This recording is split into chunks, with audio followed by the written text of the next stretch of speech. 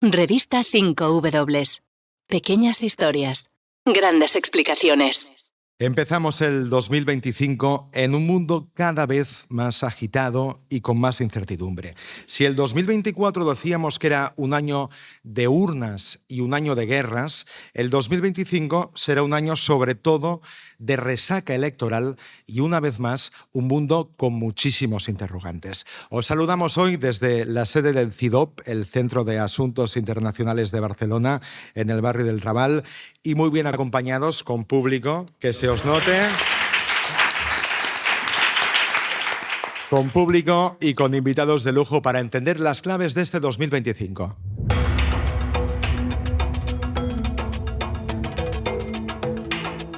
Un mundo de 2025 que empieza con la vuelta de Donald Trump en la Casa Blanca, con una Europa mucho más fragmentada y, en consecuencia, una Europa mucho más débil, con Ucrania sin saber si llegará a los 3 años de guerra, con Oriente Medio con bombas y guerra. Ya no solo es Gaza, que también, ni Cisjordania o Yemen, que sigue. Ahora también miramos hacia Líbano y Siria, que vuelve a acaparar los focos con un escenario sin los al-Assad por primera vez en medio siglo. Los iremos desgranando, analizando, y lo haremos con una guía, como siempre, cada año lo decimos, una guía muy recomendable, como es el documento del CIDOB sobre los 10 temas que marcarán el mundo en 2025. Un informe coordinado, editado por Carme Colomina. ¿Cómo estás, Carme? Hola, muy bien. Contenta de que estéis aquí. Igualmente, escribes en ese documento de CIDOB que el mundo ya ha votado y lo ha hecho, dices, en muchos casos desde el enojo, el malestar o el miedo. ¿De qué tenemos miedo y por qué hemos votado en muchos lugares del mundo tan y tan enfadados como describes? Bien, decimos que han votado desde el malestar o enfadados porque han votado contra los gobiernos en ejercicio. Si vemos la lista de perdedores, es amplia, desde los conservadores en el Reino Unido, los demócratas en Estados Unidos, Macron ha salido vapuleado también en las urnas, incluso los que han ganado, pensemos en India o en Sudáfrica, necesitan coaliciones, por tanto salen debilitados. ¿Qué asusta? ¿Qué provoca ese malestar? Muchas cosas. Yo creo que es la incertidumbre, es la dificultad de digerir esta aceleración y la profundidad de los cambios, es la desigualdad. Seguimos sumidos en un mundo marcado por la desigualdad que sigue creciendo inexorablemente sin parar desde 2020, la distancia en los países más y menos desarrollados. Estamos en un mundo más emocional, menos institucional, y eso hace que este malestar afecte sobre todo a los jóvenes. Uno de los datos que hemos visto en el ejercicio es que precisamente los jóvenes son los que menos se han movilizado a la hora de votar. Los datos de las elecciones europeas de 2024 hablaban de que solo un 36% de los menores de 25 años han ido a las urnas, y esa es una cifra todavía mucho menor de la que hubo en 2019. Exacto. Un año muy complejo, iremos desgranando los datos que ahora nos aportaba Carme. También está a mi lado Pol Murillas, es el director del CIDOB. ¿Cómo estás, Pol? ¿Qué tal? Encantado de recibiros de nuevo. Gracias por acogernos en primer lugar. Decíamos que es un año que empezará este enero, marcado por un nuevo mandato de Donald Trump en la Casa Blanca. La pregunta difícil, porque intuyo la respuesta, es qué nos va a traer ese nuevo mandato de Donald Trump, y no sé si la respuesta es muy clara o muy previsible. Bueno, al principio nos traerá fuegos artificiales diplomáticos, ¿no? Muy probablemente nos deparará sorpresas, se presentará como el hacedor de la paz en todos los conflictos abiertos e intentará marcar un perfil de que gracias a él el mundo vuelve a la estabilidad, si se presentó en campaña, ¿no? Lo que pasa es que hay una diferencia entre buscar altos al fuego, treguas y demás, y buscar paces efectivas, ¿no? Situaciones de paz consolidadas y negociaciones de paz sobre bases sólidas, y esto requiere mucho más esfuerzo que precisamente Trump en el ámbito diplomático es bastante errático y bastante imprevisible en sus prioridades, ¿no?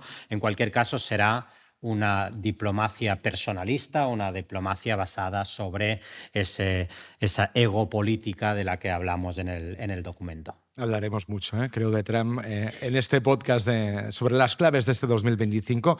Y está también en la mesa Maribel Izcue, que es la redactora jefa de Revista 5W. ¿Cómo estás, Maribel? Hola, Raúl. Un placer estar aquí. Un año en que hablaremos también de migraciones y, sobre todo, de algo que hemos empezado a ver este 2024, como son las deportaciones de migrantes. Efectivamente, sin duda hablaremos de deportaciones porque este 2024 se han sembrado las semillas de muchas políticas que posiblemente veremos hacer efectivas el año que viene, ¿no? Donald Trump ya anunció las mayores deportaciones masivas de la historia en Estados Unidos. Veremos si luego se pueden llevar a cabo por cuestiones logísticas y legales.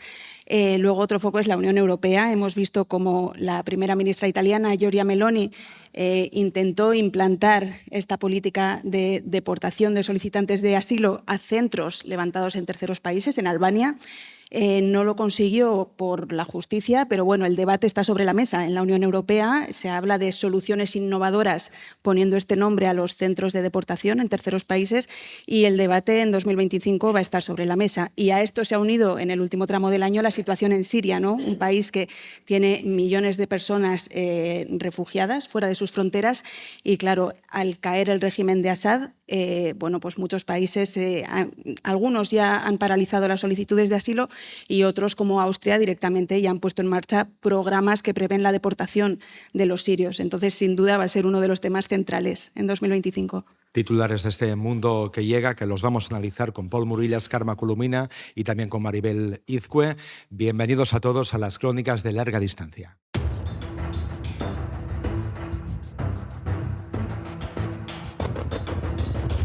Ladies and gentlemen, please welcome President-elect Donald J. Trump. This will truly be the golden age of America. That's what we have to have. Make America great again. Oh. The outcome of this election is not what we wanted. Hear me when I say, the light of America's promise will always burn bright. And as long as we keep fighting. Und deshalb, es muss hier noch mal gesagt werden, deshalb war es notwendig, dass ich Herrn Lindner vor die Tür gesetzt habe. Deshalb war das richtig. La majorité requise étant atteinte, la première motion de censure est adoptée. Françaises, Français, mes chers compatriotes. Hier, l'Assemblée nationale a voté à la majorité absolue le rejet du budget de la sécurité sociale et ce faisant la censure du gouvernement de Michel Barnier.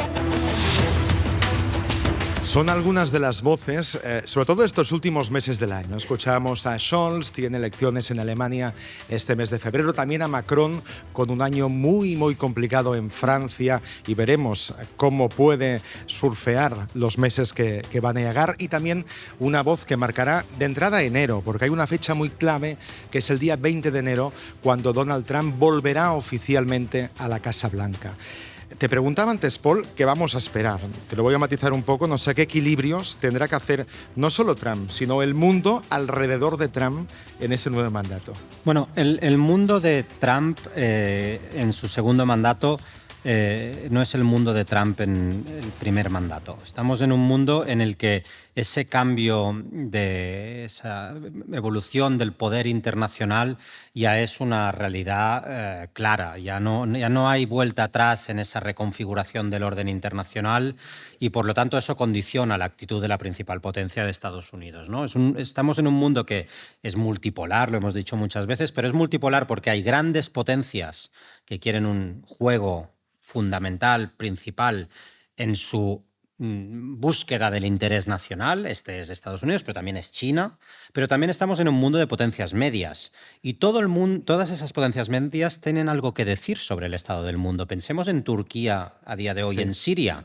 Pensemos en India y su proyección regional. Incluso pensemos en potencias que no son tan importantes, pero que están en los medios por su actualidad, rabiosa actualidad, como Corea del Sur también. O sea, hay muchos países alrededor del mundo que creen que en ese mundo multipolar también tienen algo que decir.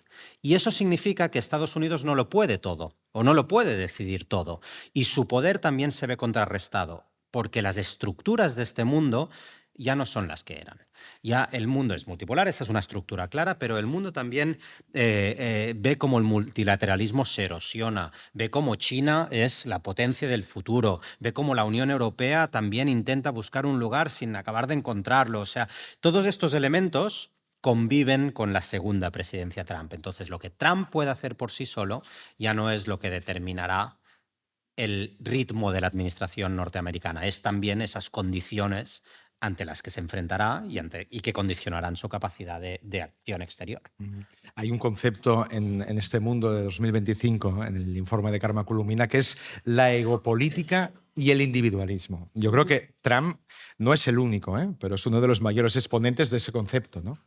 Sí, totalmente. En el informe hablamos precisamente de este triunfo del narcisismo, si me permites. Llevamos años hablando de este hiperliderazgo, pero yo creo que ahora ha ido la cosa un paso más allá, porque ya no es solo esta capacidad o este poder absoluto, sino que el egocéntrico, la egopolítica, te otorgas a ti misma, ¿no? O a ti mismo ese papel relevante y ese papel único que es este superlativo con el que habla normalmente Donald Trump. Y sí, él es el máximo exponente, pero no el único, porque estamos en este proceso de cambio que apuntaba Paul, estamos viendo también un proceso de cambio en el propio poder político, ¿no? Cómo el poder se difumina, cada vez hay más actores globales que van más allá de la política, y también en estas elecciones americanas creo que la irrupción de Elon Musk también explica perfectamente esta transición, porque ahora tenemos un poder que es un poder corporativo, ¿no? El de una empresa privada con una agenda propia que estará en el corazón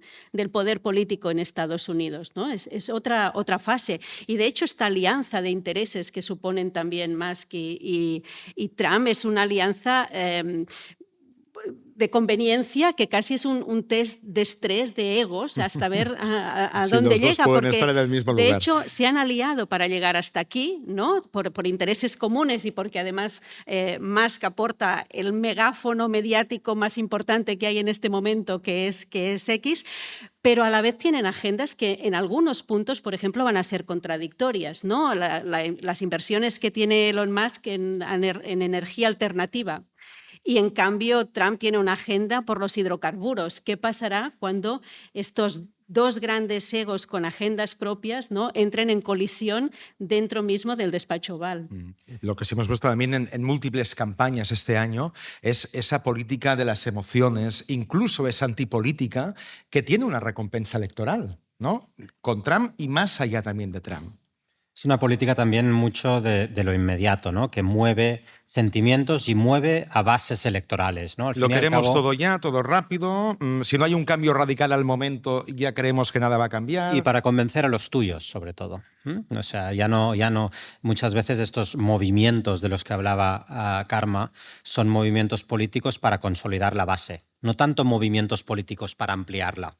Y esto hace que la política es más sesgada, es más polarizada, lo hemos dicho muchas veces, porque confronta ideales de política que no interlocutan entre ellos, ¿no? Y esto en la campaña norteamericana fue claramente esto, ¿no? Era una idea del movimiento MAGA o el wokeness, ¿no? Y parecía que no había nada más en el debate, ¿no? O sea, precisamente la política americana, por tener dos partidos políticos, tiene que ser muy compleja, pero hemos reducido buena parte de las discusiones políticas inmediatas del día a día y de la confrontación política a estos ideales tipo que al fin y al cabo acaban haciendo de la política algo bastante más pobre de lo que debería. De lo que debería ser. Vamos un momento hasta Washington. Hay una voz de 5W que siempre estamos acostumbrados a escuchar desde Bruselas, Pablo Rodríguez Suances, que ahora está en Washington y que nos cuenta un poco cómo se vive allí ese cambio de gobierno.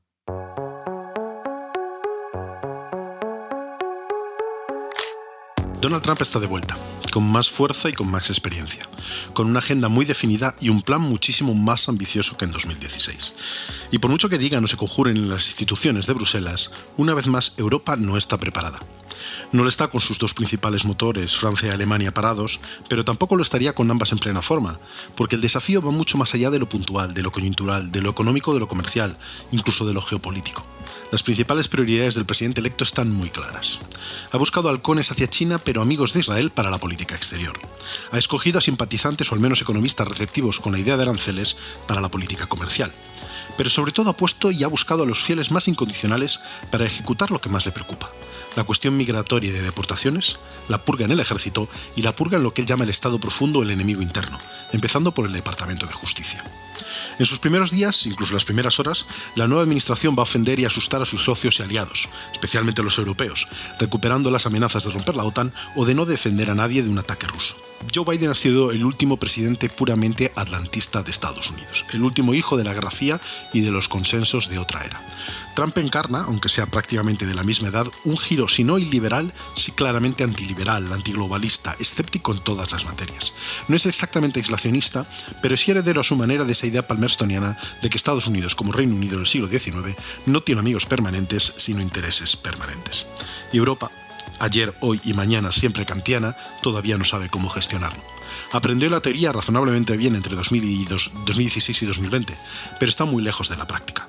Josep Borrell quería que habláramos el lenguaje del poder, pero de momento solo hemos aprendido el alfabeto. El comentario de Pablo Rodríguez Suances desde Washington, mirando también mucho hacia Europa, Paul Carme Maribel, porque Europa en este caso también deberá un poco buscar su encaje, ¿no?, en esta nueva realidad. Y tiene razón Suances cuando dice que la Unión Europea no está preparada realmente. Si vemos este nuevo ciclo político cómo empieza con unas mayorías todavía más fragmentadas, más frágiles, una comisión con el apoyo más débil de la historia, con Macron y con Scholz pendiente de las elecciones, por tanto con un eje franco-alemán averiado, con un modelo económico y de competitividad también que necesita repensarse urgentemente y con un conflicto a sus puertas, con una negociación, si es que Trump de verdad llega adelante esa propuesta de negociar un alto el fuego en Ucrania, que es todo un desafío para una Unión Europea que no tiene una propuesta propia de lo que quiere para Ucrania más allá en este momento de la candidatura a una futura adhesión. Pero no hay un plan compartido, no hay unos escenarios discutidos a nivel europeo y eso hace que su capacidad de adaptación, aunque vemos que hay una cierta aceleración, el acuerdo con Mercosur firmado hace solo unos días y con la posición en contra de gobiernos como Francia, demuestran esa necesidad de situarse en un mundo que le está cambiando y que la va dejando fuera de lugar, pero es verdad que tiene todavía muchísimo trabajo pendiente. Un acuerdo que pilló, por cierto, a Macron buscando un recambio a su primer ministro, que le duró 3 meses. Sí. Por lo tanto, ya muy gráfico de cómo es la situación. Paul Maribel. Suances ha dicho 2 cosas muy interesantes. Una es la referencia al lenguaje del poder, ¿no?, y la Europa geopolítica, que es otra manera de hablar de la misma cosa, ¿no?, y que hemos escuchado tantas veces, ¿no? El problema es que esta respuesta europea a hablar el lenguaje del poder es una respuesta al contexto al que se enfrenta Europa. Pero no es una reflexión europea sobre lo que tiene que ser su ADN, su incorporación a este mundo más geopolítico. Porque si haces realmente una reflexión de la propia Unión Europea para transformar su razón de ser en torno a las lógicas del poder, tienes que cambiar muchas cosas internas, empezando por los tratados de la Unión Europea, ¿no? Y esta reflexión no se ha hecho todavía. Es un reto ingente. Y lo segundo que decía es: Europa tampoco sabe defender sus propios intereses en un mundo regido por intereses. ¿Y por qué no los sabe defender? Porque los intereses de la Unión Europea están fragmentados. Los distintos países europeos tienen distintos intereses nacionales y esto hace que en un mundo regido por intereses tú no puedas hacer valer los tuyos porque no son coherentes.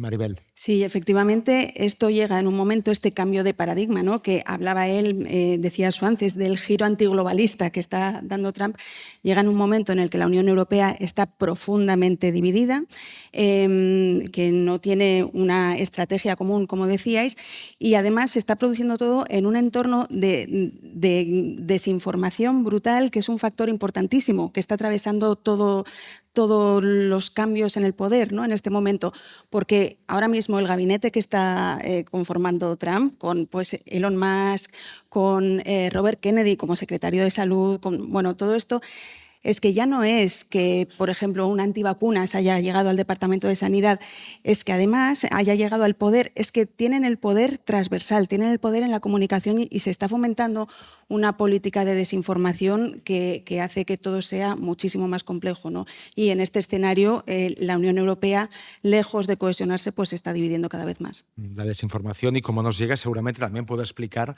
parte de esa política emocional y de muchos de los resultados que hemos ido viendo durante este año y que vamos seguramente a ver, por ejemplo, en febrero en Alemania, con una ultraderecha que ha crecido muchísimo y que muy probablemente, o eso indican como mínimo por ahora los sondeos, puede alcanzar la segunda posición. Sí, de hecho, en el informe hablamos de que los expertos dicen que esta legislatura 2020-2024 se ha caracterizado por el negacionismo electoral, porque 1 de cada 5 procesos electorales fue cuestionado por los perdedores, ¿no? Pero es que ahora el negacionismo ha llegado al gobierno, con el gobierno de Donald Trump, por sus políticas y porque él mismo no reconoce su derrota en 2020, y ese es un paso más. Y eso hace que todos los procesos electorales sean muy frágiles en este momento. En Alemania veremos qué ocurre con Alternativa por Alemania en la segunda posición en intención de voto, pero es que lo estamos viendo en Rumanía con las elecciones presidenciales. También otro ejemplo de candidato antisistema que se cuela en unas elecciones presidenciales a través de una campaña de TikTok que llega directamente a los jóvenes, y también lo vamos viendo en Georgia, ¿no? Cómo está la situación en Georgia, qué capacidad de disrupción tienen todas estas narrativas alternativas, ¿no? Este desafío del statu quo a través de unas redes sociales que además yo creo que veremos en estos próximos meses cómo los incipientes procesos de intentar regular o de poner límites a estas grandes plataformas se verán también pues contra la espada y la pared, cuando intentar poner puertas a la capacidad de influencia electoral que tiene, por ejemplo, X, o que tiene más que en Europa, ahora será un desafío todavía mayor para una Unión Europea, no solo porque han cambiado las mayorías dentro de la UE, sino porque el poder político que tiene Elon Musk también es un desafío mayor para la Unión. Más allá de Trump, más allá de Europa, muy cerca también de Trump y muy cerca también de Europa, vemos como el mundo en 2025 tiene algo que ya estaba ocurriendo en 2024, que son guerras, y guerras en muchos casos descontroladas y con muchos interrogantes.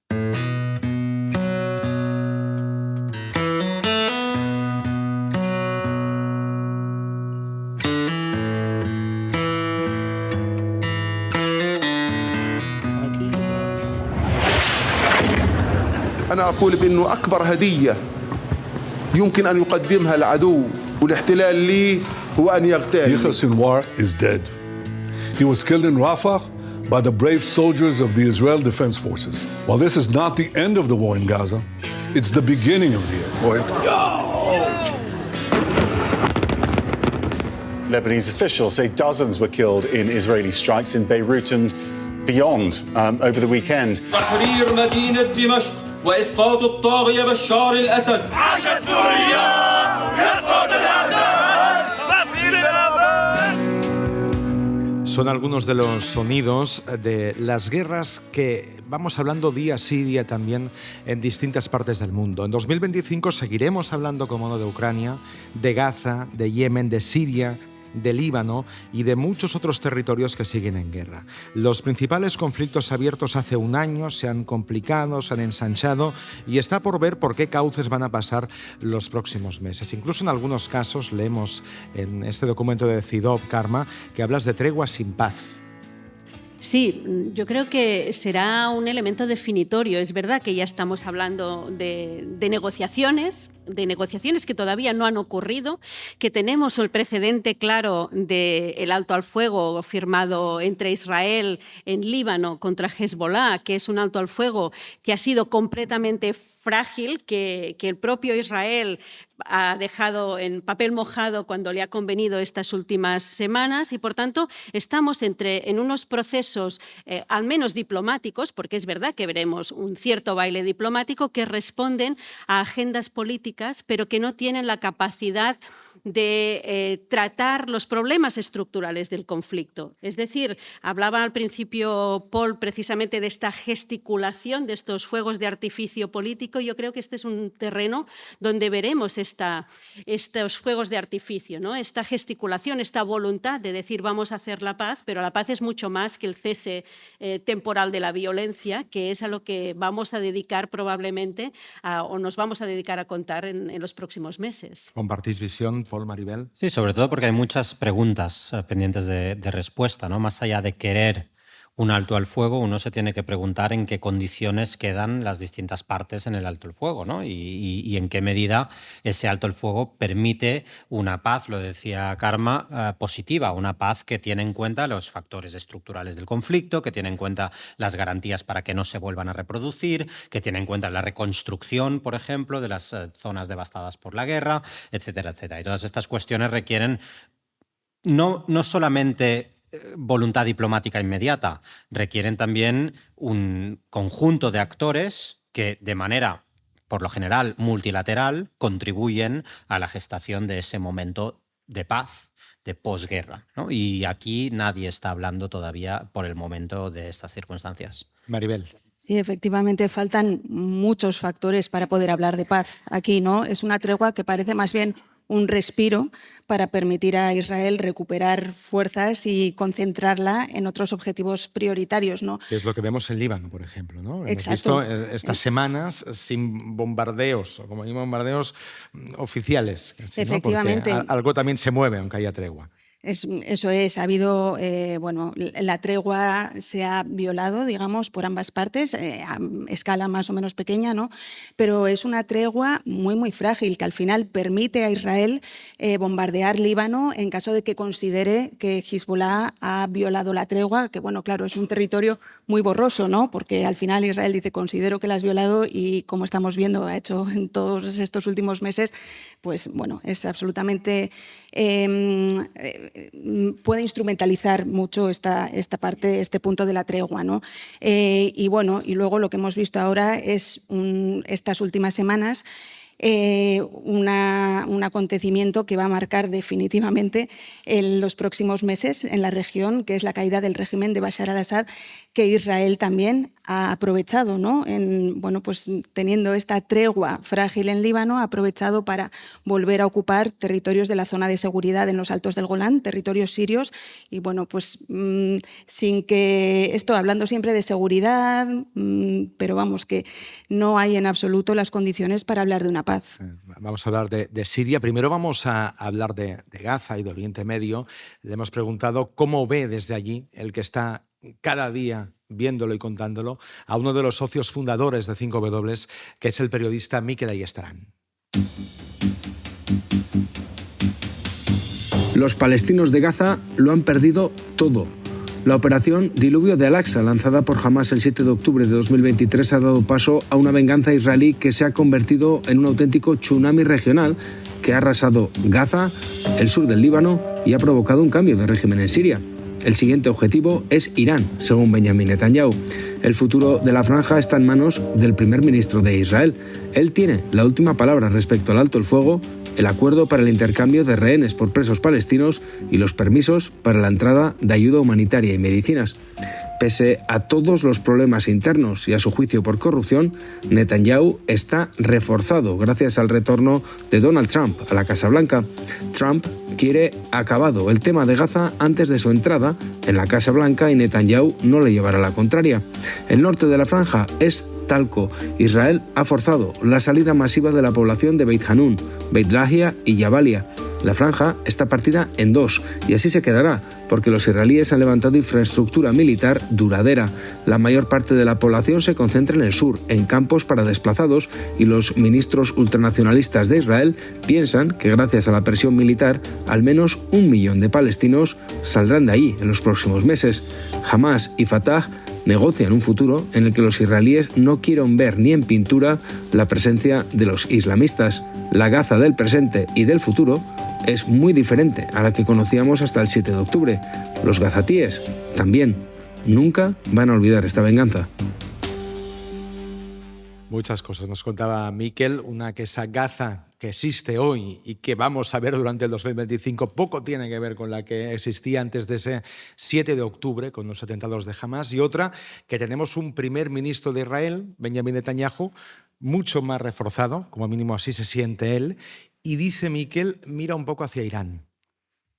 ¿Compartís diagnóstico? En el caso de Oriente Medio es un ejemplo paradigmático de aquello que decíamos de qué es la paz en Oriente Medio, ¿no? La paz es la firma de estos saltos al fuego en Líbano y quizá también en Gaza, y que permiten que se terminen las masacres y por lo tanto que el alto precio humanitario que ya se han cobrado estas guerras finalice. Bueno, pues eso, por supuesto, bienvenido sea, ¿no? No hay duda, ¿no? de que todo lo que sea en esta dirección pues es positivo. Pero, ¿qué Gaza? O más bien, ¿qué Palestina? ¿No? Es decir, Palestina, si tiene que ser un futuro Estado, o tiene que estar en pie de igualdad con Israel, tiene que tener sus derechos establecidos, su reconocimiento internacional, y tiene que tener su territorio fijo y su población con libre movimiento, hasta ahora pensábamos, o así lo dice la comunidad internacional en su conjunto, que eso pasaba por un establecimiento del Estado palestino en Jerusalén Este, como capital compartida, Cisjordania y Gaza. Pero es que ahora parece que el objetivo de Israel no es este. El objetivo puede llegar a ser la ocupación, o así lo dicen algunos de sus ministros, no lo digo yo, la ocupación definitiva de Gaza. Entonces ya no estamos hablando de la paz en Palestina, estamos hablando, en el mejor de los casos, de una Cisjordania que podría ser... Y también hay otra idea, que es que se incorpore a Jordania y por lo tanto fin del problema general en Palestina, que sea una Palestina reducida a Cisjordania. Bueno, pues estamos alterando los fundamentos de la paz en Oriente Medio mediante los hechos consumados. Y los hechos consumados son las consecuencias de la violencia, que puede parar ahora, pero no puede resolver en la cuestión de fondo en ninguno de los casos. Y ese choque Israel-Irán, ¿vamos a ver nuevos capítulos este 2025? Porque algunos ya hemos visto este 2024. Sí, yo estoy convencida de que ahora se está abriendo un nuevo capítulo, porque lo que ha ocurrido en Siria, ha sido la escenificación de cómo Hamás se ha quedado sin aliados. Teníamos el régimen de Bashar al-Assad, teníamos Irán, que hacía llegar también a través de Siria armas a Hezbollah, y Hezbollah apoyando a Hamás, y ahora la caída de este régimen ha desmantelado un poco el llamado eje de resistencia, ¿no?, anti-Israel en la región. Entonces, como decía como decía Miquel, Israel y Netanyahu están más reforzados que nunca, con lo cual las aspiraciones que podíamos pensar que tenía inicialmente cuando se produjo el 7 de octubre han cambiado, y efectivamente parece que ahora Irán está en un momento debilitado, y parece que efectivamente pues el próximo objetivo de alguna manera de Israel pues puede ser Irán, ¿no? Tiene el foco en este país. No, sobre Gaza, yo creo que Gaza es casi el laboratorio de otro de los puntos que tenemos en el informe, que es esta idea del desmantelamiento institucional global, ¿no? Lo es desde el inicio de la guerra de Gaza. Hemos visto cómo la erosión de Naciones Unidas, de la gobernanza internacional, del derecho internacional, ¿no?, le han asestado un golpe, no quiero decir mortal, pero muy duro en la guerra de Gaza. Y de hecho, a finales de enero de 2025 tiene que entrar en vigor esta ley que acaba de aprobar Israel, que prohíbe el funcionamiento de la Agencia de Naciones Unidas para los Refugiados en Palestina, de la UNRWA. Tenemos que ver también cómo, si va a rebajar o no la financiación a las agencias de Naciones Unidas y a las propias Naciones Unidas Trump, como hizo en su primer mandato. Estamos viendo cómo la justicia internacional se debilita, ¿no?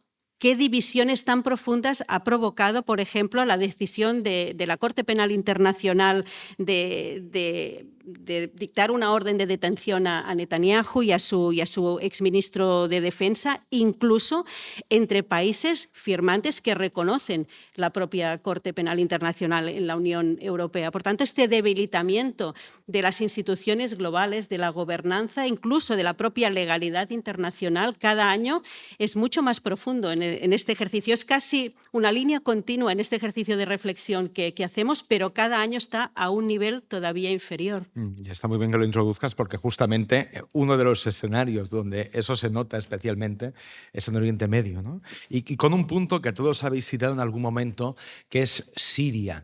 Quien está en Siria es el director de revista 5W. Habitualmente siempre en este último podcast del año estaba aquí con nosotros, ahora está justamente en Damasco y desde allí nos cuenta Agus Morales cómo está viendo lo que ocurre en Siria.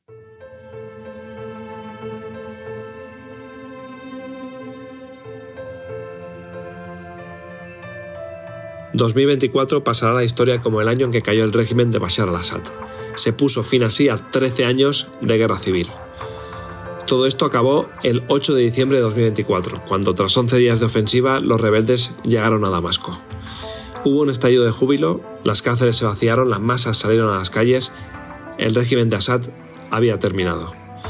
Este cambio tectónico en Oriente Medio yo creo que nos deja algo de fácil pronóstico y otra cosa de difícil pronóstico. De fácil pronóstico, en 2025 saldrán a la luz muchos de los crímenes de este régimen. Ya se han descubierto de hecho varias fosas comunes y eso es solo la punta del iceberg. El de Assad pasará a la historia como uno de los peores regímenes de la primera mitad del siglo XXI. De difícil pronóstico, el gran público conoció estos días a nuevos actores. La operación fue liderada por Hayat Tahrir al-Sham, que es una amalgama de grupos insurgentes heredera de la rama de Al-Qaeda en Siria. No sabemos cuál va a ser el futuro del gobierno sirio. Todo el mundo se lo pregunta. ¿Cómo se articulará? ¿Qué aceptación general tendrá? Y sobre todo, ¿qué papel tendrá el Islam en la sociedad? Sabemos que los ganadores de todo esto han sido sobre todo Israel y Turquía, y que los perdedores han sido Irán, Rusia, las milicias kurdas y el pueblo kurdo. Pero más allá de esos análisis geoestratégicos que están abundando, pienso que es importante que los perdedores no vuelvan a ser de nuevo los refugiados sirios. De momento no ha habido un regreso masivo, están a la expectativa, pero creo que los que decidan volver deben poder hacerlo en libertad y en seguridad cuando lo crean oportuno. El tiempo lo dirá, pero es mejor no apresurarse. Quizá Europa acabe echándolos de menos. Entre las muchas cosas que nos contaba Agus desde Damasco, él hablaba de países que pueden ganar con esta situación, otros que pueden perder, entre los que pierden. Carmen Claudín, ¿cómo estás? Hola, ¿qué tal? Funciona, Hola, ¿qué sí. tal? Carmen Claudín es investigadora senior asociada al CIDOB. Él hablaba de Rusia como uno de los países que pierde con esta situación en Siria. ¿Por qué? ¿Cómo se ha implicado Rusia y qué ha perdido?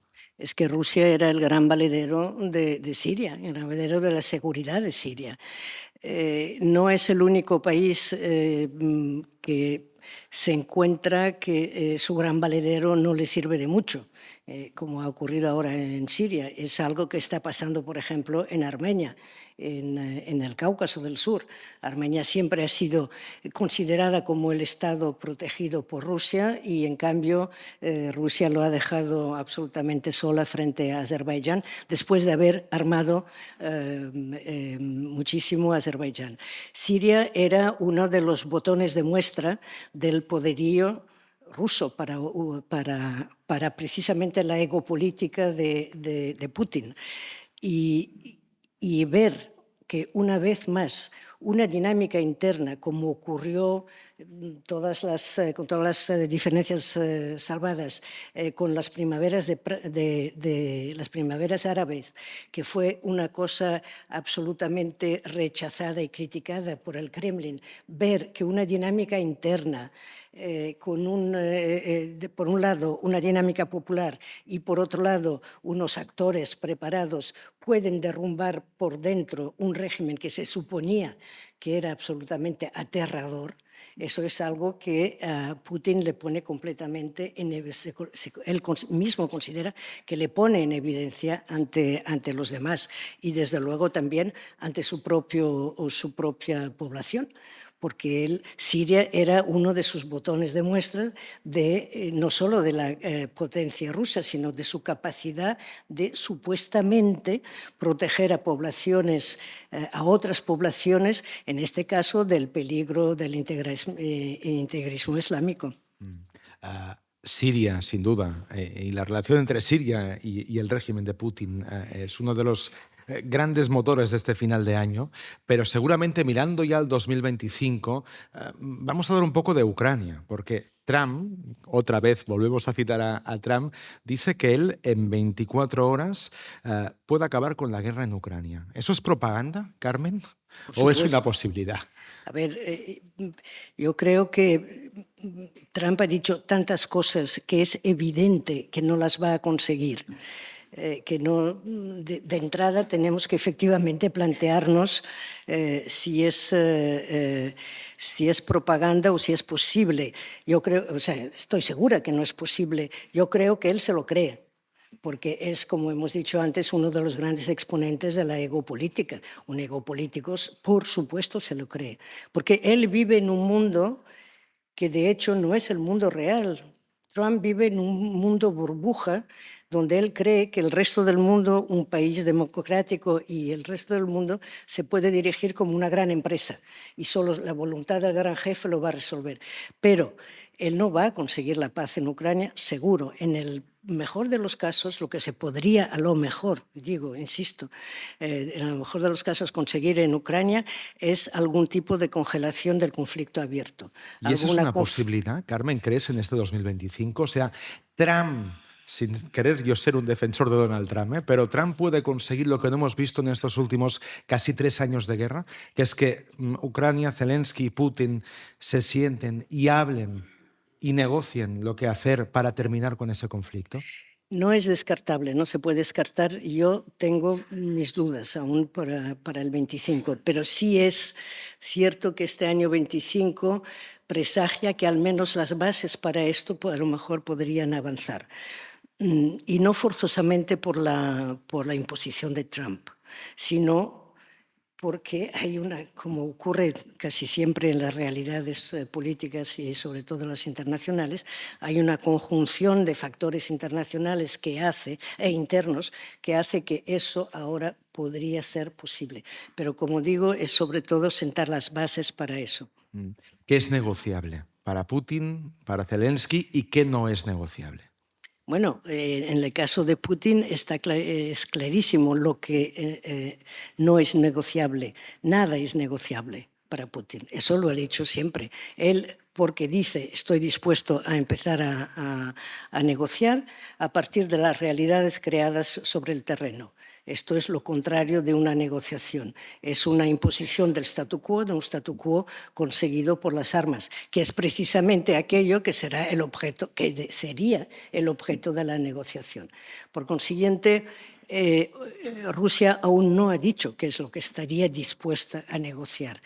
Pero es evidente que sería prácticamente imposible para Putin, otra vez con lo del ego político que es, perdería la cara si perdiera los territorios ocupados hasta ahora.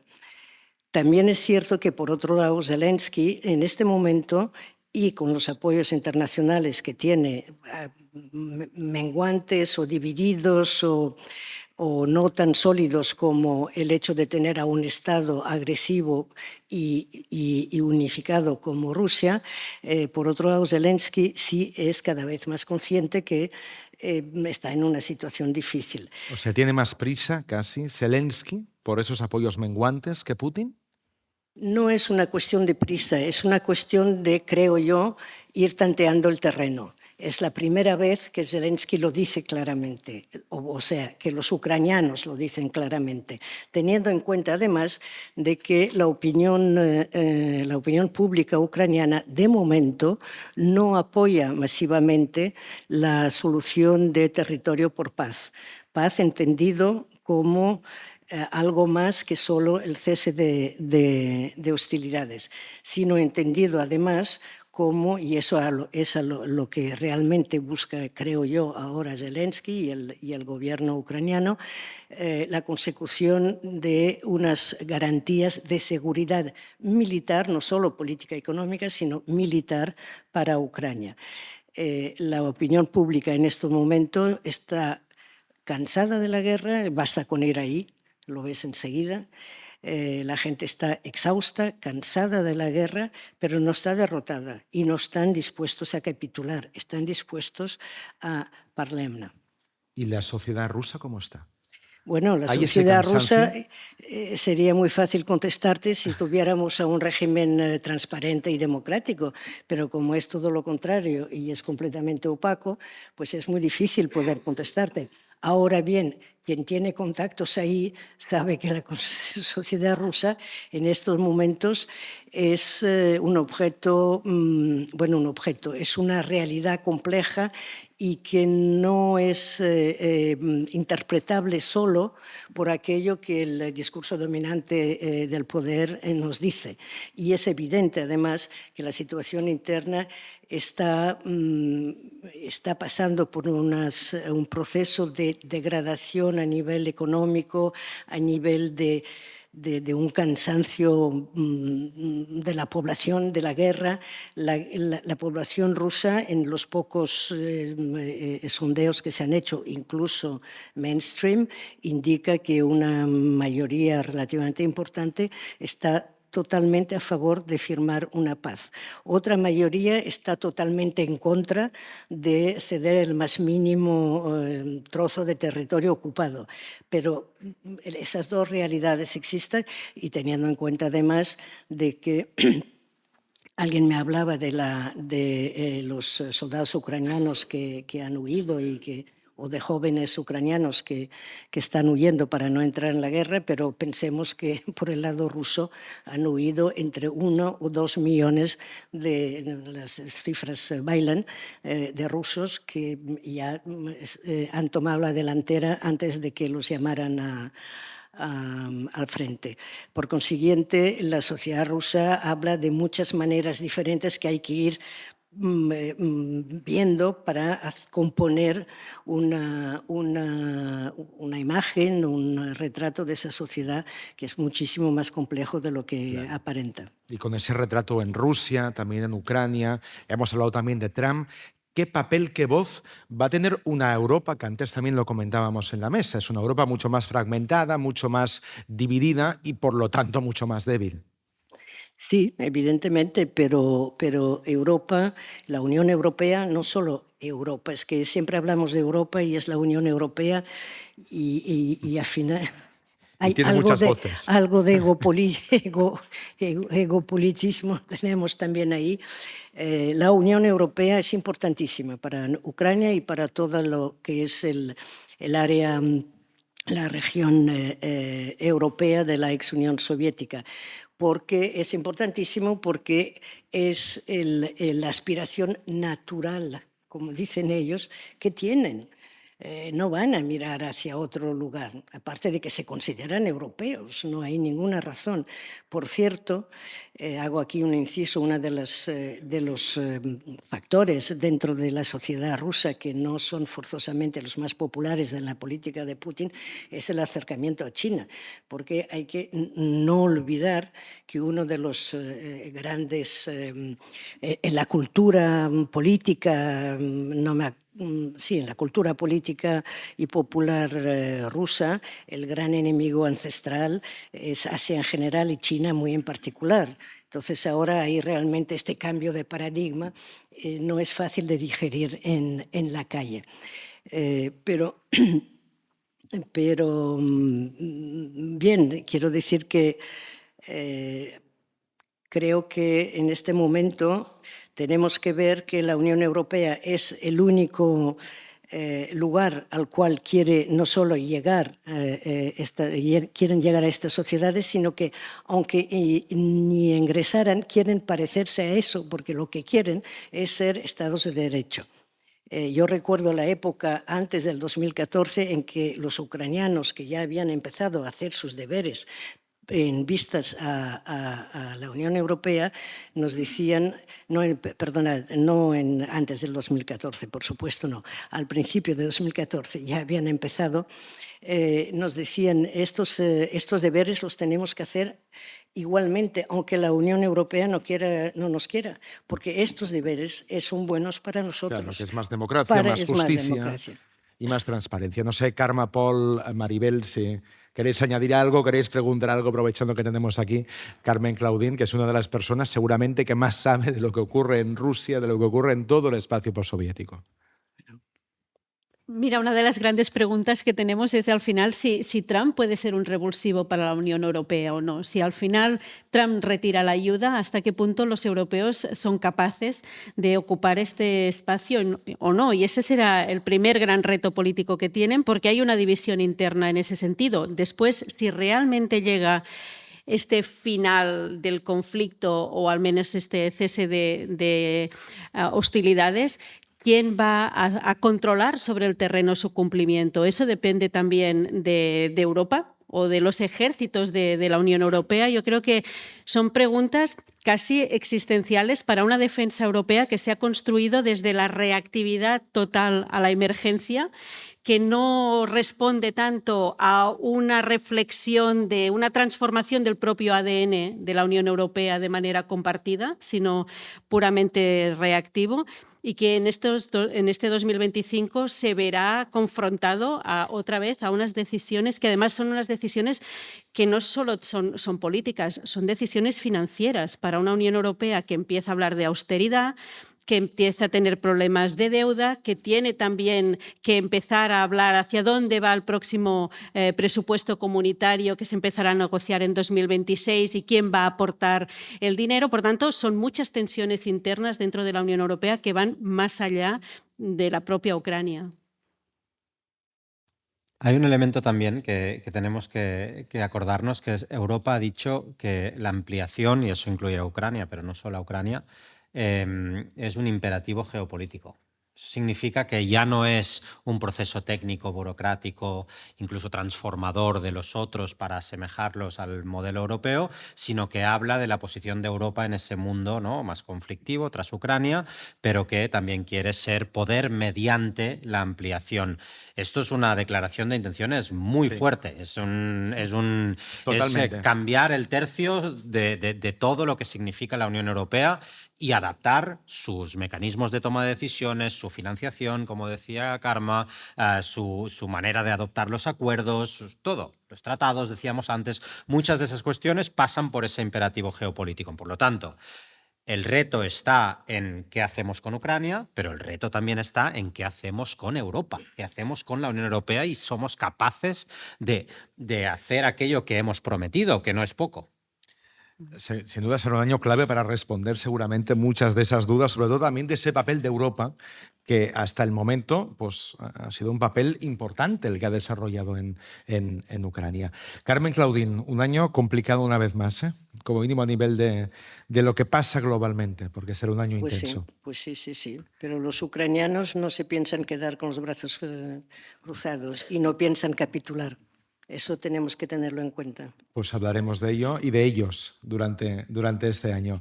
Carmen, un aplauso. Muchas gracias por acompañarnos.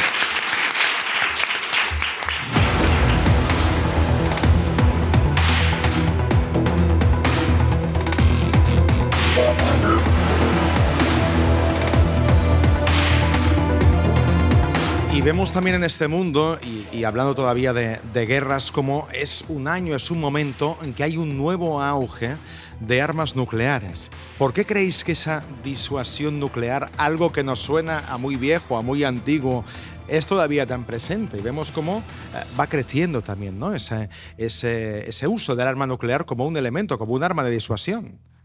Bien, no solo es presente, sino que va al alza. De hecho, estamos ante una arquitectura de seguridad cada vez más frágil, y creo que eso también alimenta esta carrera armamentística internacional. Tanto la cantidad como el tipo de armas nucleares que se han desarrollado en este último año han incrementado a nivel general. Pero no solo es la nuclear como un elemento defensivo, que lo es. Hemos visto a Putin, ahora que hablábamos de Ucrania, actualizando la propia doctrina nuclear de Rusia en estas últimas semanas, pero también por la propia transformación económica y de nuestras sociedades, ¿no? Cómo las necesidades de la transformación digital nos llevan a un consumo energético que también hace que la propia Unión Europea, por ejemplo, en estos momentos haya 11 países que en abril pasado pidieron más capacidad nuclear dentro de la propia Unión Europea. ¿Cómo ha vuelto este debate nuclear, en este caso para fines de consumo? Pero además hay toda un debate que nos retrotrae a casi hace unos años. El proyecto 2025, por ejemplo, que es este proyecto ultraconservador que intenta inspirar a la administración Trump, uno de los elementos que recoge es que vuelvan las pruebas nucleares a Nevada, al desierto de Nevada, que son casi debates de los años 80, ¿no? O sea, que no es que seguimos contando con la energía nuclear, es que la energía nuclear y la amenaza nuclear vive su propio resurgimiento y creo que irá más en 2025. Y un resurgimiento que seguramente vamos a ver también en este 2025 es el del proteccionismo. Aranceles. Y no solo con Trump, ¿no? Es algo que también está volviendo otra vez a la actualidad, Paul. Bueno, porque la amenaza de aranceles y el uso de aranceles es en cascada, ¿no? Una vez uno empieza a imponer aranceles, el otro reacciona del mismo modo y entonces eso lleva a una situación generalizada de trabas al comercio internacional y de mayor proteccionismo o nacionalismo económico y por lo tanto menos apertura comercial y más cierre en general de esa globalización que ya está un tanto maltrecha, ¿no? Y esta es la dinámica que de entrada ha prometido Trump. Trump lo ha dicho, su palabra preferida es arancel y es su herramienta principal de política exterior, porque Trump tiene tres objetivos en política exterior. Tiene, uno, reducción del déficit comercial, y por lo tanto todos aquellos países con los cuales Estados Unidos tiene déficit comercial son por definición enemigos del interés americano. Segundo, que cada uno pague por su defensa, y eso significa nosotros los americanos, destinar menos dinero a estas cuestiones y que cada uno se apañe. Eso incluye a Taiwán, pero incluye a la Unión Europea. Y el tercero es este mundo MAGA, ¿no? Este movimiento, esta lógica patriótica, conservadora que él también representa, ¿no? Pero el primero, sin duda, es esa lógica comercial que después tiene grandes efectos internos negativos. También pensemos eso, ¿no? No solo prefiere aranceles, sino que dice que los aranceles pueden sustituir los impuestos, ¿no? Eso es una declaración que ha hecho. Hemos escuchado durante esta campaña. Y dice, no, esto me permitirá pagarlo todo con lo que recaude con esos aranceles, ¿no? De productos importados de China en un 60% o incluso en la Unión Europea 10-20%, Canadá, México otro tanto, ¿no? Y esa es su doctrina económica. Bueno, sabemos perfectamente que si uno añade, primero, que los aranceles nunca funcionan el día de mañana. No sustituyes importaciones el día que pones el arancel. Necesitas gestar de entrada industria interna para sustituirlos, primer tema. Y segundo, que tiene un efecto inflacionario muy grande, ¿no? Porque los productos se encarecen y quien paga ese encarecimiento son los ciudadanos americanos en este caso, que tendrán que pagar porque los productos serán más caros porque tienen más aranceles. Por lo tanto, tiene una doctrina económica que cualquier economista dirá que es muy arriesgada por su agenda con la que ganó elecciones, que era básicamente luchar contra la inflación. Esta era su motivo de campaña, ¿no? Principal. Por lo tanto, veremos otra vez cuánto de esto realmente ejecuta el primer día en que esté en la oficina, ¿no? ¿Y qué reacciones? Porque también la apuntabas, ¿no? Cuando hay un arancel tiene que haber también una reacción, o se supone que la va a haber, de otros países sobre ese arancel, en este caso impuesto por Estados Unidos. Y sobre aranceles impacto, ya está también con nosotros aquí en la mesa del CIDOP Inés Arco. ¿Cómo estás, Inés? Buenos días, muchas gracias por invitarme. Ella es investigadora del CIDOP y especialista en Asia Oriental y en política china. Y lo primero que te pregunto, Inés, es cómo pueden impactar esos aranceles, si es que los termina habiendo, en un país tan importante comercialmente como es China. Sí, yo creo que aquí tenemos que tener en cuenta que estamos en un momento muy diferente del inicio de esta espiral proteccionista que se empezó con la Primera Guerra Comercial, ¿no? China está en un momento con la economía más debilitada, con unos límites de crecimiento que vamos diciendo año tras año que cada vez son más evidentes, endeudamiento local, la crisis del sistema inmobiliario, presiones deflacionarias, que aquí es un poco al revés del resto del mundo. Pero también un punto que tenemos que tener en cuenta es que China está más aislada de Estados Unidos de lo que estuvo en la primera administración Trump. En 2017, el 19% de las exportaciones de China iban a Estados Unidos. 19%. 19, ahora es un 12%. O sea, una de cada 5, ¿no? Exacto. Y esto se ha reducido un 12%. en un momento en el que China lo que ha hecho ha sido, pues, por una parte diversifico, el sur global se ha convertido en uno de los principales, clientes de China, y también hay una voluntad de muchas empresas chinas de decir, bueno, pues tengo estos aranceles de Estados Unidos que no se han levantado tras la administración de Biden. Si me sale caro producir aquí y voy a tener estos aranceles, me voy a Tailandia, me voy a Malasia o me voy a México. Entonces, ¿qué impacto tiene? Los cálculos, ¿no?, de lo que está diciendo Paul y de lo que todos sabemos es que este 60% de aranceles en los productos chinos podrían tener, al menos este año, un impacto entre el 0,5 y el 1% de su PIB, según cálculos de economistas chinos. Es importante, ¿no?, en este momento en el que China trata de buscar una salida a su crecimiento económico y no la acaba de encontrar. Claro, y antes también, por ejemplo, nos apuntaba Carmen Claudín, hablando de Rusia, ese acercamiento de Rusia a China, ¿no? No sé también en qué punto está y si eso puede compensar de alguna manera esos aranceles que le pueden llegar este año de Estados Unidos. De hecho, bueno, lo que vemos más bien es eso, una redistribución o una reconfiguración de lo que ha sido la globalización de China. Es decir, en los últimos años hablamos de estos estados como tanto Turquía, México, Vietnam, que han aumentado sus exportaciones a Estados Unidos a medida que las exportaciones de China a estos países han subido. Hablamos de una triangulación. Es decir, Rusia obviamente es un gran socio, pero también estamos empezando a ver, esto es un elemento que ha pasado muy desapercibido, un poco de tensión. Es decir, hace apenas unas semanas Vladivostok ha introducido aranceles a ciertas partes de mobiliario chino. Es un tema mínimo, pero que también enseña, pues, que no solamente es Estados Unidos quien pone aranceles a China, no solamente la Unión Europea, sino que también incluso hay partes del sur global que para intentar atraer esa misma inversión china también están poniendo aranceles. Y aquí sí que pongo para el año que viene a seguir qué pasa con estos aranceles de Rusia a China. Pues sí, pues tenemos que estar pendientes porque al final también lo apuntaba Paul antes, ¿no? Es algo que tenemos que ver qué alcance tiene, qué recorrido tiene y que el impacto no es un impacto inmediato. Inés es una experta en toda Asia.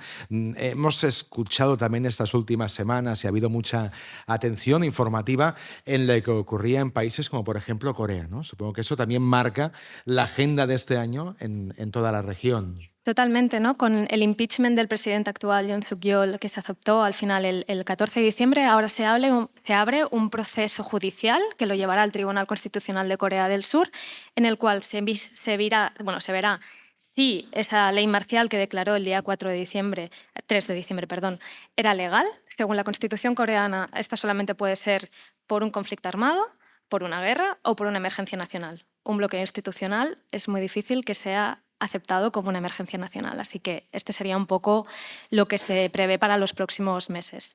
Una vez se haya decidido, que esto será de aquí a unos 3-4 meses, seguramente Corea del Sur entrará en elecciones. ¿Y quiénes son los candidatos ahora mismo favoritos? El líder de la oposición, Lee Jae-myung.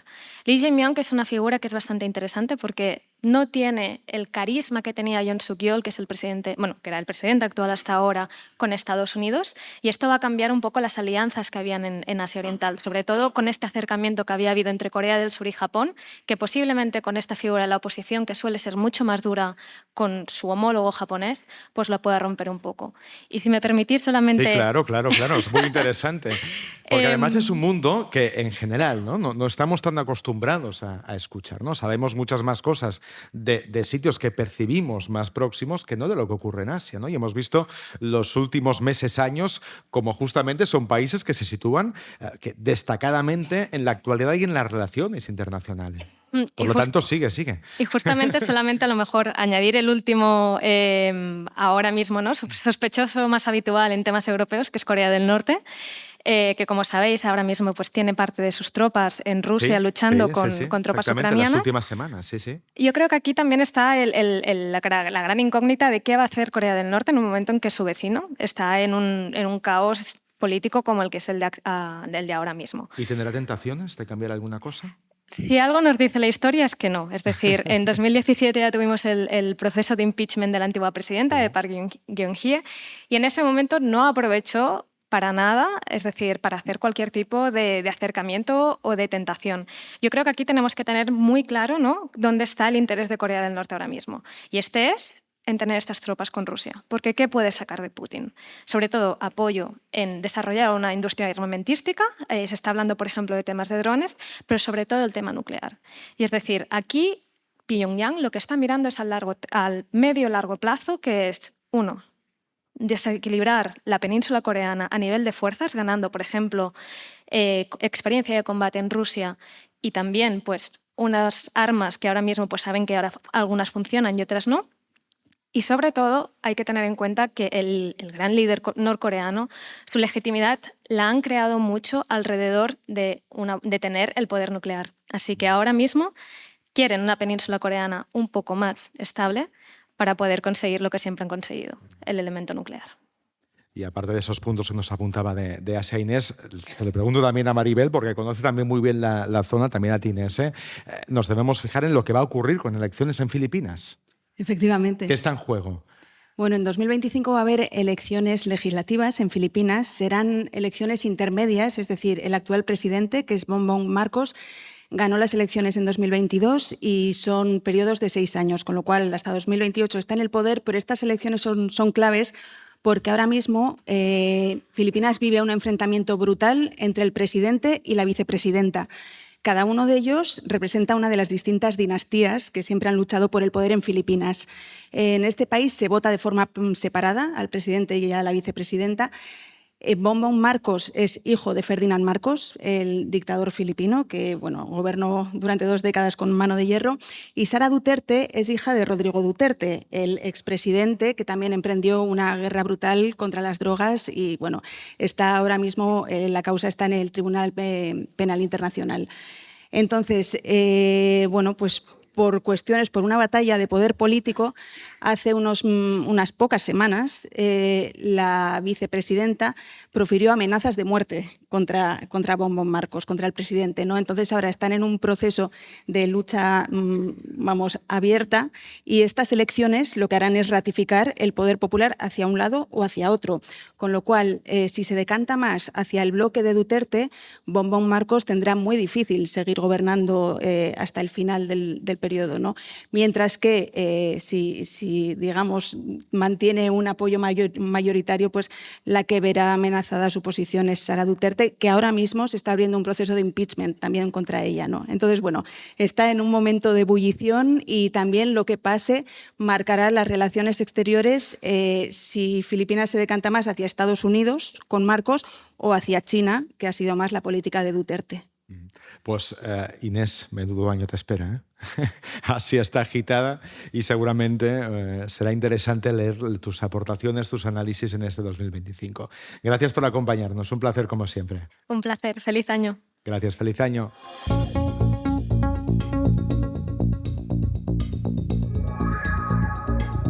Y el 2025 también va a estar marcado por las migraciones, lo decíamos también al inicio de este podcast. Hemos visto muchos países europeos que ya han suspendido las peticiones de asilo de refugiados sirios con la caída del régimen de Al-Assad. Y hemos visto también intentos de deportaciones masivas de migrantes, ese llamado modelo Meloni, en alusión a la primera ministra italiana, que la justicia, de hecho, ya ha hecho fracasar. ¿Van a ser uno de los temas estrella, uno de los temas destacados, esas deportaciones masivas, ese modelo Meloni en este 2025? Sí, definitivamente, como decíamos al principio, es uno de los temas clave que está sobre la mesa en la Unión Europea y también lo vemos en más países, ¿no? En la Unión Europea pues se decidirá el modelo a seguir. Ursula von der Leyen ya anticipó que buscan soluciones innovadoras que pasan por estos centros de deportación, aunque en esto también hay una enorme división en la Unión Europea, ¿no? Veremos qué ocurre y veremos también qué ocurre ahora con todo el tema de las personas refugiadas sirias, ¿no? En esto también hay distintas políticas. Los países que, como Alemania, ya han suspendido las solicitudes de asilo que estaban en marcha. Desde el primer momento. Desde además, el primer momento, ¿no? Desde el día 1 en el que se conoció que había caído el régimen de Assad, y luego fueron otros países los que le fueron siguiendo los pasos, ¿no? Y otros que han ido más allá, como Austria, que han puesto en marcha directamente procesos de deportación. Entonces, este sin duda va a ser uno de los temas candentes porque hay muchos millones de refugiados sirios en Europa. Karma. Sí, deportaciones es la palabra casi en 2025 también en Estados Unidos, ¿no? Ya hemos hablado de Trump, con el gran interrogante de qué impacto tiene en el mercado laboral de Estados Unidos, porque estos millones de inmigrantes que Trump quiere deportar están activos en el mercado laboral. Eso primero. Lo segundo, cómo se ha reactivado también todo el negocio de la deportación. Todas las empresas que construyen centros, que tienen empresas de seguridad y control de fronteras, después de la victoria de Trump, todas subieron en la bolsa. Por tanto, hay un negocio también en la deportación que está en marcha. Y un último punto que recoge el informe también, y es que ya la deportación no es solo un instrumento del norte global, por decirlo así, sino que en estos últimos meses hemos visto, por ejemplo, a Irán hablar de deportación de afganos, ¿no? De los inmigrantes afganos que tienen su territorio. Estamos viendo cómo Túnez también está expulsando ciudadanos con dinero pagado de la Unión Europea. Lo mismo pasa en Turquía. Estamos viendo cómo hay también expulsiones organizadas en Egipto de migrantes sudaneses. Por tanto, es un instrumento cada vez, no voy a utilizar la palabra popular, pero sí que es un instrumento refugio de muchos gobiernos en estos momentos. Paul. Fíjate a nivel europeo cuál es la ceguera por la cuestión migratoria que a veces nos impide analizar lo que sucede en nuestro vecindario más inmediato con mucha más capacidad de visión, ¿no? Estratégica, ¿no? Hay muchos países en los que la cuestión migratoria es la cuestión central de cualquier posicionamiento de gobierno o de oposición y que dirime la política exterior y la acción europea en este sentido, ¿no? El caso de Siria es paradigmático. En Siria, una semana o 2 semanas antes de que cayera el régimen de al-Assad, los países europeos estaban todavía discutiendo si Siria era un espacio seguro en el cual poder deportar a migrantes, y ya tuvimos esa discusión con Turquía hace mucho tiempo, ¿no? También, pero ahora con Assad, ¿no? Con el régimen del Assad, que se consideraba para algunos países, Italia, pero no solo Italia, un sitio donde el régimen era estable, donde las instituciones habían resistido a pesar de los últimos años tras la primavera árabe y demás, y ese era el posicionamiento de muchos países europeos que decían, bueno, como lo que me importa en primera instancia es poder deportar, es poder tener políticas migratorias restrictivas, tengo que buscar terceros países que voy a considerar para mi propósito seguros, como Siria, y ahí mandaremos a los migrantes que quieran volver, ¿no?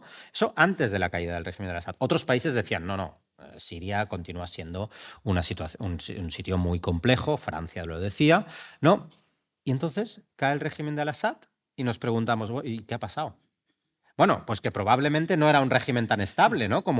Pero lo que pasa es que nuestra ceguera por la cuestión migratoria como principal preocupación política nos hacía pensar que era así, ¿no? Pues entonces, claro, Europa muchas veces pues, tiene esa disfunción en su política exterior por motivos internos, como es el caso migratorio. Vamos terminando, hay muchos más temas que podéis leer y podéis leer ampliamente en este informe del CIDOT del Mundo en 2025. Para terminar, os voy a preguntar que os mojéis un poco más de lo que ya habéis hecho, que ha sido mucho, y algún vaticinio, alguna cosa que esperéis prácticamente segura o probable que podemos ver o que podemos cambiar, percibir en este nuevo año. ¿Quién se atreve? Bueno, yo creo que es difícil Respiran. hacer vaticinios. Estamos en un mundo tan impredecible y errático como el propio Trump, con lo cual... Sí, Trump es seguramente la apuesta más difícil, ¿no? Porque seguramente te puedes salir por cualquier otro lado que no te imagines. Efectivamente, pero yo sí diría, si tengo que apostar por un lugar al que mirar en 2025, diría Irán.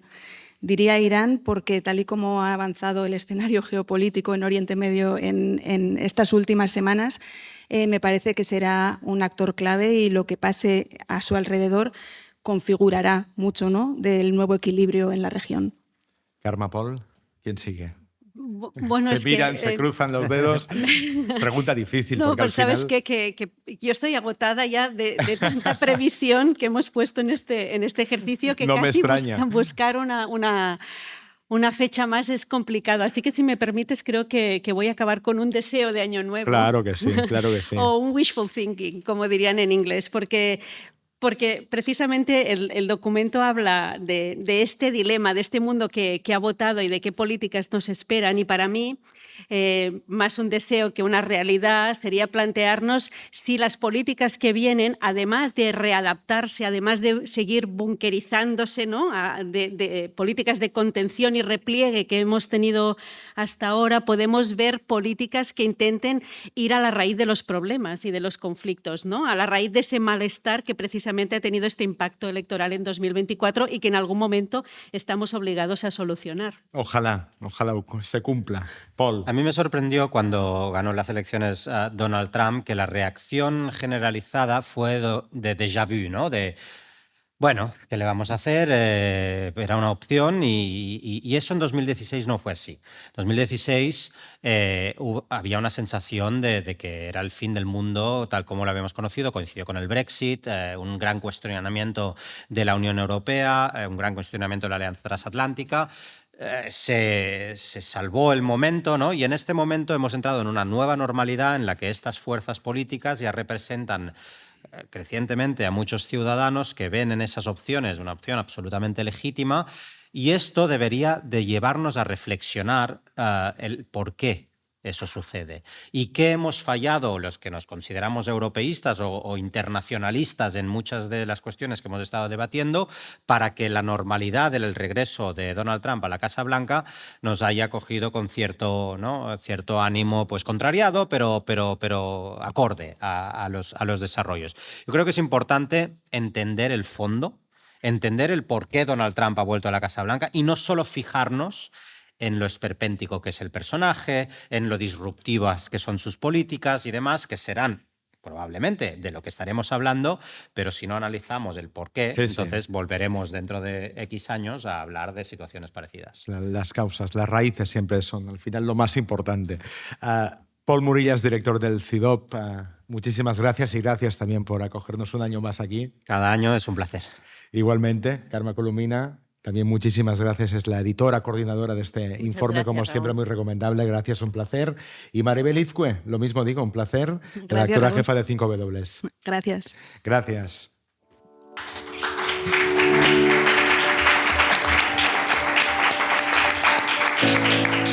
Gracias también al público que nos ha acompañado de aquí en la sede del CIDOB en Barcelona. Tercer año que cerramos el año aquí en la sede del CIDOB. En las 3 ediciones han sido años especialmente movidos, con estallidos de guerras que marcan nuestros días, con pandemia, con crisis globales, con auge de extrema derecha, con la pérdida de poder de instituciones y de marcos globales de relaciones. Y este año se repite el mismo esquema. Trump abre un año con su regreso a la Casa Blanca. Siguen las guerras en Ucrania, en Gaza, pero sumamos la del Líbano y miramos con muchísimos interrogantes, lo hemos hablado, hacia Siria.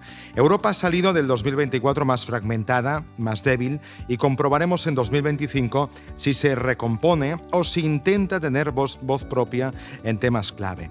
Estaremos pendientes si los gobiernos occidentales y no occidentales logran deportar, como muchos de ellos quieren, a migrantes, pero también hablaremos de militarización de la inseguridad, del fin de los consensos en feminismos o del cumplimiento de los compromisos contra la emergencia climática. Año nuevo, pero año nuevamente de curvas. Pese a todo, que sea un año feliz para todos. Abrazo y que tengáis un feliz 2025. Muchísimas gracias.